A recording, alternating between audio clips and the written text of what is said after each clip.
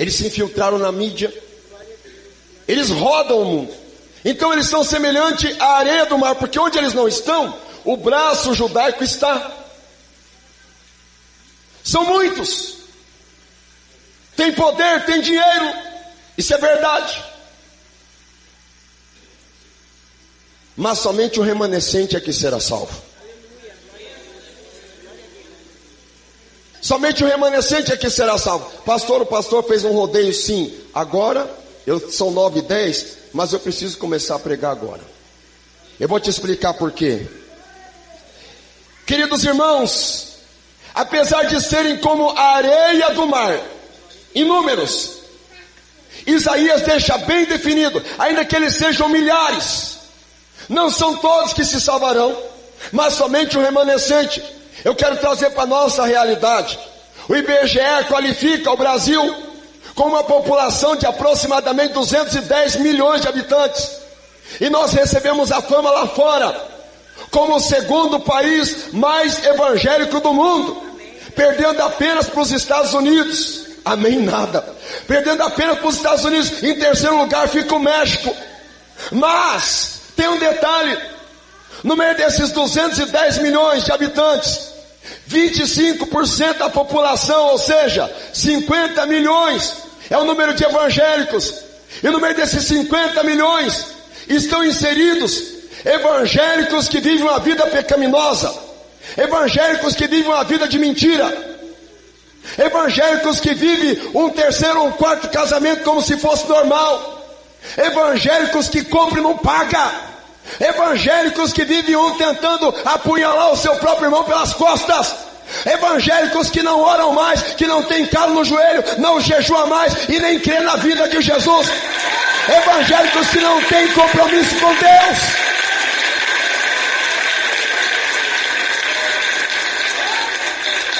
Você quer que eu te seja sincero?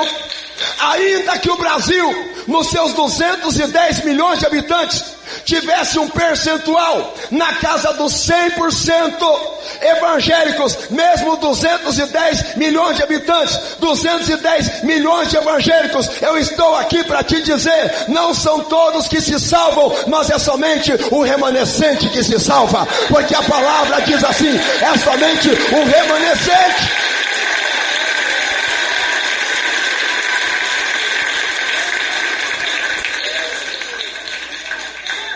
Ainda que nós estejamos considerados como os evangélicos, é os evangélicos de hoje, que se considera como não toque, não rele, não mexa comigo, não me incomoda, não faça isso, não faça aquilo, se bater no meu rosto direito eu acerto o teu esquerdo, e a minha canhota está bem treinada, porque eu deixei por questão o meu braço do lado de fora da quando eu me batizei, porque eu não me converti muito bem não, ou melhor, eu não me converti para apanhar.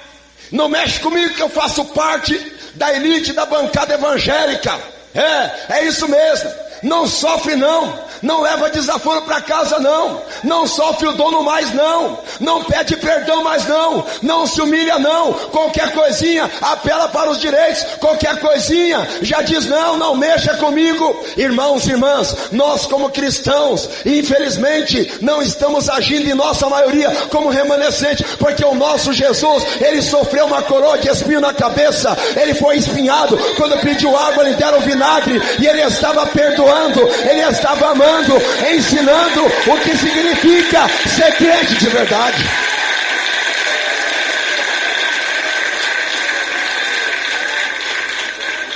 Ainda que o número dos filhos de Israel seja como a areia do mar, ainda que o número de cristãos seja como a areia do mar, somente o remanescente é que será salvo. Existem adeptos da teologia do universalismo. Sabe o que diz essa teologia? Que no final Deus vai fazer uma espécie de um mutirão da salvação. Tá tranquilo, não, você está em pecado, mas entra aí, entra cá, vem para cá, o céu é tranquilo, é sossegado, fica sossegado, rapaz, você já creu no meu nome, pode entrar para cá, entra para a salvação, entra para a boca do cordeiro. Ô Senhor, estou todo lascado, cheio de pecado aqui. Não, rapaz, esquenta a cabeça. E os crentes fiéis olhando, e Jesus dizendo assim, você foi fiel porque você quis, no final ia te dar uma chance de salvação também. Será que é esse o Jesus que nós acreditamos? Eu estou aqui para dizer para vocês que ser crente não significa simplesmente ter um cartão de membro. Ser crente não significa simplesmente ser um dizimista. Ser crente não significa simplesmente nós ocuparmos uma posição espiritual como pastor, ou uma posição como crente e dizer, eu sou crente, eu sou batizado nas águas. Ser crente significa ser um remanescente fiel, que não se dobra diante do mundo, que faz a diferença, que é diferente, que é a luz no meio das trevas.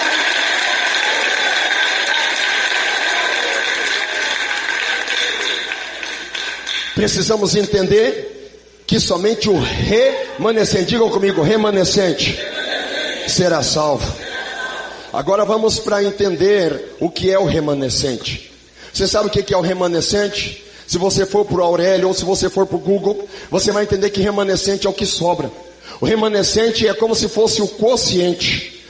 Não há operação de divisões. Existe o divisor, existe o dividendo e existe o quociente. O quociente é aquilo que sobra, é o pouquinho, é a minoria. E o que é o crente hoje, na linguagem do mundo? O crente que quer ser fiel, que quer guardar a doutrina do Senhor. O que ele é? É considerado a escória, é considerado o lixo, é considerado a minoria, é considerado a parte desprezível, é considerado a parte periférica. É isso mesmo. E muitas vezes, muitos crentes acabam sendo rotulados como crente maluco, extremista, que não tem valor nenhum. Ei, escuta aqui, durante a colheita, amém, durante a colheita ou durante a cega, sabe como é que se qualificava o remanescente? Era aquelas sementes, aqueles grãos ou aqueles frutos que não tinham tanta aparência, que não eram tão bonitos, por isso o segador deixava ele de lado, o segador deixava ele ali, para que as pessoas mais pobres colhessem os rabiscos. Os crentes fiéis, os crentes que guardam a doutrina do Senhor, podem ser considerados como a parte ralé da sociedade, a parte mais humilde da sociedade, a parte descontrolada da sociedade. Pode nos chamar de qualquer coisa. Deus lá do céu está dizendo, não, eles não são a parte esquecida, não, eles são o meu remanescente. Ele é o meu povinho escolhido, ele é o meu povinho que guarda a minha palavra. Aleluia. Somente o remanescente será salvo. Somente o remanescente. E aí talvez alguém diga assim, pastor, remanescente, então está difícil, então ninguém vai se salvar, então o mundo está perdido nada. Se você pensa assim que não tem remanescente, você está enganado, você está com a síndrome de Elias. Porque quando Elias foi se esconder na caverna, ele estava com essa síndrome, a síndrome da última bolacha do pacote, a síndrome do gás da coca, a síndrome de dizer, eu sou eu e ponto final, não tem ninguém mais santo do que eu, não tem ninguém para vencer a batalha do mundo, só eu venço, coitadinho de mim, coloque os holofotes na minha direção, eis-me aqui, Senhor, meu nome é Mr. Santidade, ninguém é melhor do que eu, eis-me aqui nesta luta, e daí faz até aquela cara de choro, chupando 10 limão, Maranata, Maranata, vem Senhor, misericórdia, o mundo vai ter que acabar em barranco para me morrer encostado, porque só eu sou fiel, o mundo está todo poluído, está tudo destruído, é nada. Elias estava pensando dessa maneira. Deus falou, quem te falou, Elias, que você é o último? Eu separei ainda 7.000 que não se prostrou diante de Baal, está sendo tratado a pão e água. Ainda tem gente fiel na terra, ainda tem gente fiel na terra.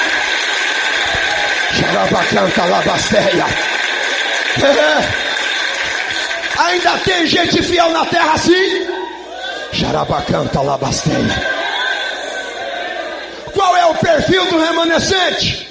Não se prostrou diante de Baal primeiramente. Qual que é o perfil do remanescente? É tratado a pão e água. Meu Deus, esse relógio, olha, eu pego esse relógio pelo pescoço. O remanescente primeiramente não se prostrou diante de Baal. Você sabe o que é se prostrar diante de Baal? É o mais conveniente para o Israel da época de Acabe, de Elias e de Jezabel. É o mais conveniente. Por quê? Ora, a maioria se prostrava diante de Baal. Só tinha Jerusalém para adorar. Lá na parte sul do reino. Nós da parte norte. Por que nós vamos lá em Jerusalém? Se nós podemos adorar em Dan ou em Berseba. Se nós podemos adorar em Samaria.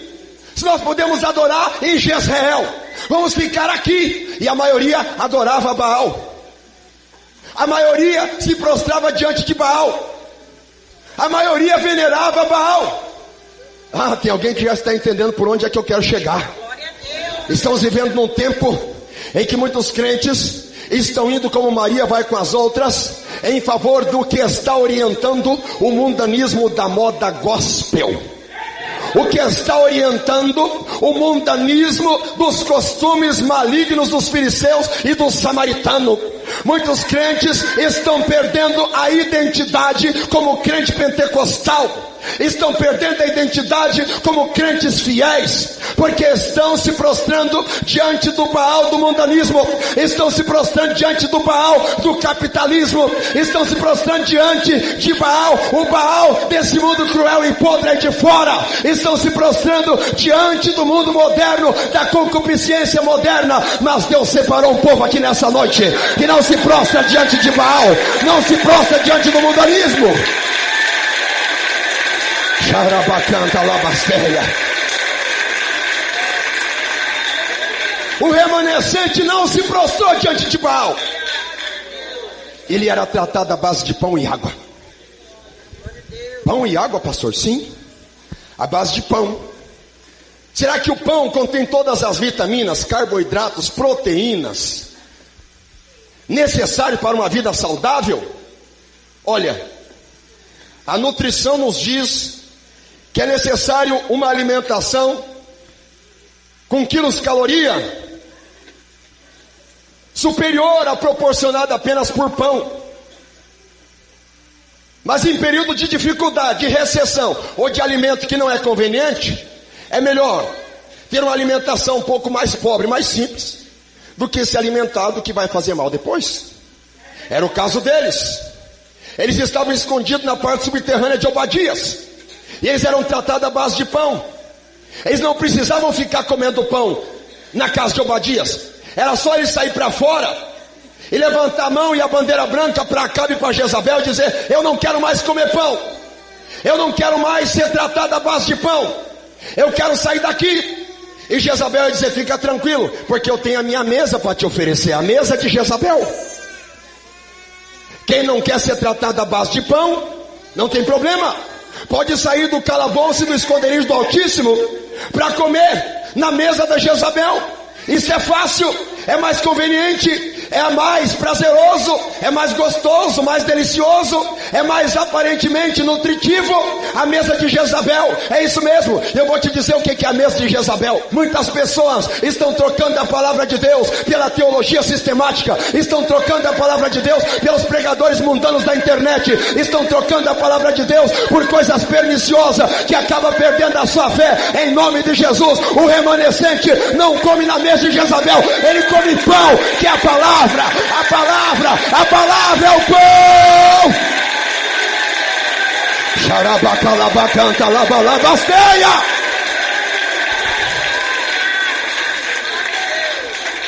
O remanescente, ele não se prostra diante de Baal, ele é tratado com pão e com água. Ele poderia participar das águas potáveis e saborosas da fonte de En-Gedi. Ele poderia sair dali, a sede já tinha terminado mesmo, porque o famoso chamado Senhor Perturbador de Israel, que é o Elias, já tinha saído dali. Mas não, ele ficou ali participando, tomando água, ali no calabouço com Obadias. Mas o que tinha aquela água? Não é o que tinha de sabor naquela água. O que tinha naquela água era mais atrativa que a água que tinha lá fora? Claro que não. Porque você sabe que uma água por muito tempo no recipiente, ela acaba por se tornar rota. E Obadias não poderia ficar subindo e descendo toda hora, para que não viessem desconfiar que tinha 7.000 lá dentro escondido. Então eles tinham que se submeter àquela situação de tomar aquela água. Mas irmãos, para nossa aplicação, o que significa essa água? Para nossa aplicação, que água é essa? Esta água é a água da purificação. Que purificação é essa, pastor? O afastamento daquilo que o mundo nos apresenta, o afastamento daquilo que Satanás tem para nós. E que água é esta? Esta água é Jesus. E esta água, ela forma uma fonte no teu interior, que jorra para a vida eterna. Dá glória a Deus, igreja. Dá glória a Deus, igreja. Você entendeu? Ainda que os filhos de Israel sejam numerosos como a areia do mar, somente o remanescente é que será salvo. Ainda que o Brasil tenha 50 milhões de evangélicos, somente o remanescente é que será salvo. Muitos que estão aqui ouvindo esta palavra, por que não dizer a maioria, ou quase todos, poderiam estar ouvindo talvez uma palavra massageadora, uma palavra mais gostosa, uma palavra talvez que te confortasse mais, mas você escolheu falando, não, eu vou ouvir aquela palavra, porque aquela palavra que eu ouvi nessa noite é uma palavra que talvez até acerte no meu pecado, talvez ela acerte na minha fraqueza, mas é uma palavra que vai me lavar por dentro, porque eu faço parte do remanescente, eu faço parte do povo que quer ir para o céu, do povo que quer ser fiel ao Senhor. Fica de pé em nome de Jesus. Quem é remanescente aí dá glória a Deus. Quem é remanescente aí dá glória a Deus.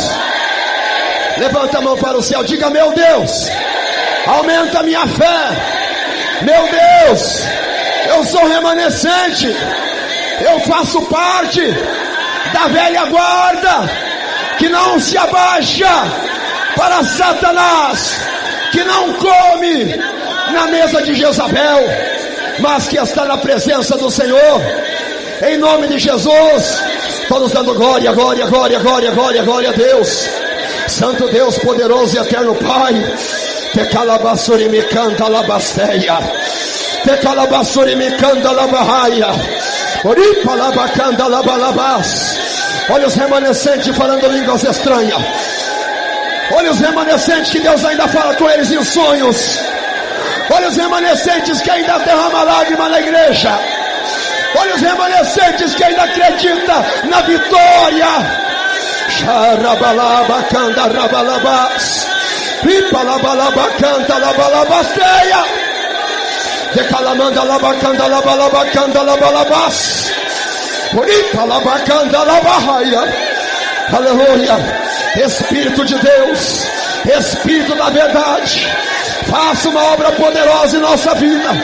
Se somos remanescentes, queremos poder, poder que vem do alto. Oriricanda labaia, oriricanda labaia. Dai força, meu Deus, para o teu povo. Dai força, meu Deus, para a tua igreja. Dai força, meu Deus, para os teus escolhidos. São remanescentes, meu Pai. Xarabalabá, secanda labaia. Aleluia. Glória a Deus. Quem dá glória a Deus? Quem dá glória a Deus? Quem dá glória a Deus? Aleluia. Quem crê na tua vitória?